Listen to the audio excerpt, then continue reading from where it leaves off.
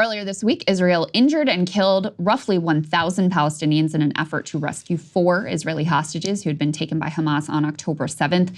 In spite of the horrific death toll, 274 souls approximately, this massacre was almost uniformly celebrated by American political elites and mainstream news figures who heralded the brave heroes conducting this daring mission. But a few voices did recoil at the mass civilian death and clear war crimes, which displayed a monstrous disregard for human life.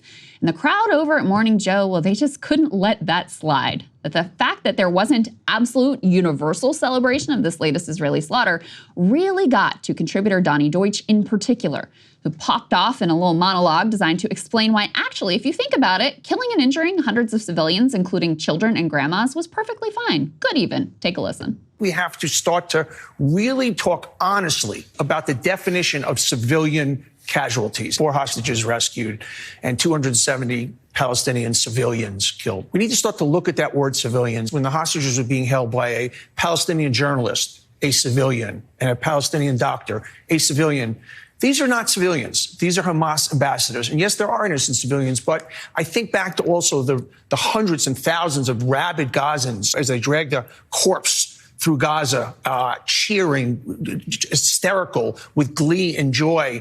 And it's just, once again, the media coverage is, and these were 4 hostages that were taken on a day that 1,200 Israelis were slaughtered, maimed, decapitated, killed in the most gruesome way. And I don't know if Americans had 4 hostages that were taken and we had a rescue mission. And yes, there were 270 casualties, and many of those Palestinian casualties are deep, deep, deep sympathizers of Hamas. Would the coverage be the same way? Would anybody be criticizing the rescue mission, or would it be truly one of heroism? But I do think we have to start to really talk honestly about the definition of civilian casualties. Now, Donnie was so proud of this little moment, he posted it on Twitter proclaiming, let's have an honest conversation about, quote, civilian casualties. So, all right, Donnie, let's go ahead and do that.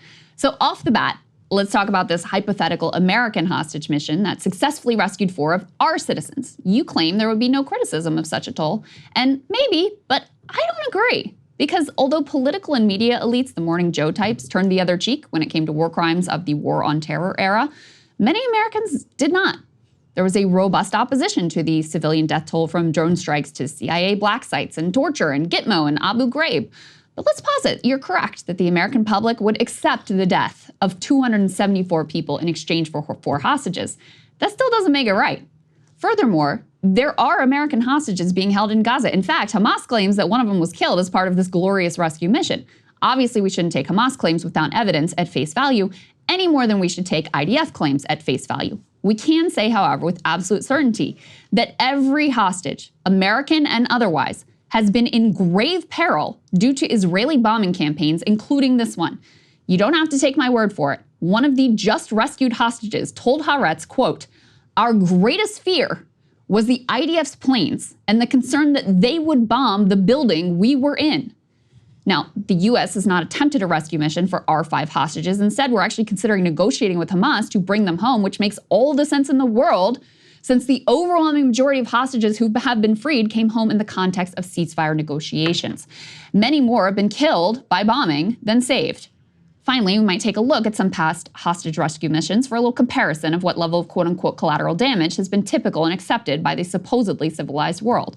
Brandon Friedman helpfully compiled a list of some recent hostage rescue missions, and would you look at that? Maersk, Alabama, that was the U.S. Navy, 0 civilians killed. Somalia, U.S. Navy, 0 civilians killed. Nigeria, U.S. Navy, 0 civilians killed. Then we get to the Israeli operations, and the number of civilians killed skyrockets. 66 in Operation Golden Hand, and of course this latest operation we now know took more than 200 civilians. So no, while we are no beacon of virtue and participated directly in this specific monstrosity, we have not operated this way, and our citizens have not all just accepted brazen war crimes. But let's dig a level deeper here, shall we? Because while Donnie mouths the words that of course there are some innocent civilians, his commentary strongly suggests that actually there really aren't. Even though the population is half literal children in Gaza. He asks us to think of the hundreds or thousands of, quote, rabid Gazans cheering and hysterical with glee and joy, who he says celebrated a dead Israeli in the streets. These actions, he suggests, mean that Palestinians aren't really innocent civilians in the way that you or I are. Well, sir, two can play at that game. What have we here? Just Israeli Finance Minister Bezalel Smotrich suggesting that Palestinian corpses be paraded through the streets on carts as they did in biblical times.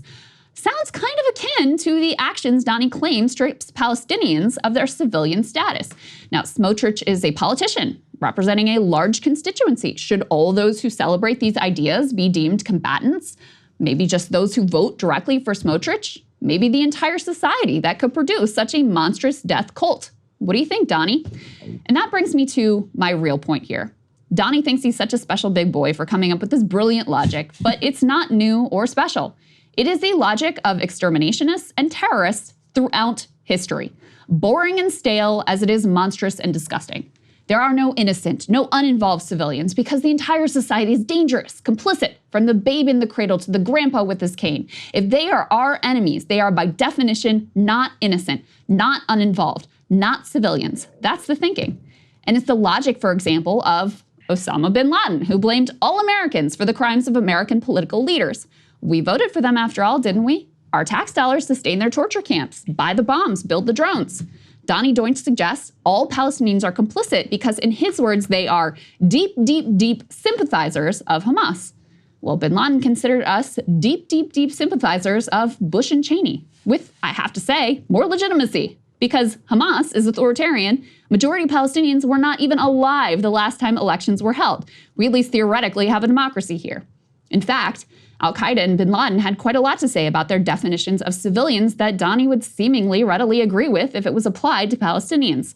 An Al-Qaeda theologian wrote, for example, that anyone who was useful to the unbelievers was fair game. Quote, our conclusion, but God knows better than anyone, is as follows. Those who can be useful to the unbelievers or to others must be killed, whether they are old people, priests, or invalids. You can hear echoes of this sentiment when Deutsch references the doctor, a journalist who were supposedly holding hostages, a claim made by the IDF, by the way, and lacking evidence. Bin Laden himself directly echoes one of Donnie's arguments. With evocative language, Donnie Deutsch brings up the horrors of October 7th to say, in essence, they did it to us first. Well, here's Osama bin Laden, quote, it's very strange for Americans and other educated people to talk about the killing of innocent civilians. I mean, who said that our children and civilians are not innocents and that the shedding of their blood is permissible? Whenever we kill their civilians, the whole world yells at us from east to west, and America starts putting pressure on its allies and puppets. Who said that our blood isn't blood and that their blood is blood? In other words, just like Donnie's logic, hey, they did it first. Pseudo-intellectual sophistry when coming from Osama bin Laden or Donnie Deutsch alike. Logic of a sociopathic kindergartner. Which is what this all boils down to, really. Tribal, in-group, out-group, evil cloaked in a whole bunch of bullshit. Which is why you'll be unsurprised to learn it is also the language of some of the other great terrorists of our time, the current Israeli regime, which tweeted this out from their official government account, quote, we need to talk about the elephant in the room. Many Gazan civilians participated in killing, raping, and kidnapping Israelis on October 7th. It is also reported that Gazan civilians were paid by Hamas to hold hostages captive in their homes. Hamas is intentionally involving the civilian population of Gaza in its war crimes. You can see there on the picture, they say, quote, there are no innocent civilians there. They just come right on and say it.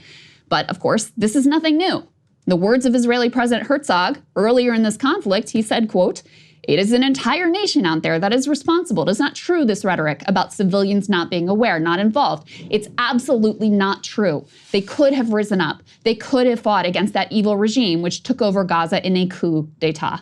Those words, by the way, were cited as evidence of genocide in South Africa's ICJ case against Israel. So, congrats, Donnie, for proudly broadcasting yourself, discovering the logic of war criminals and terrorists.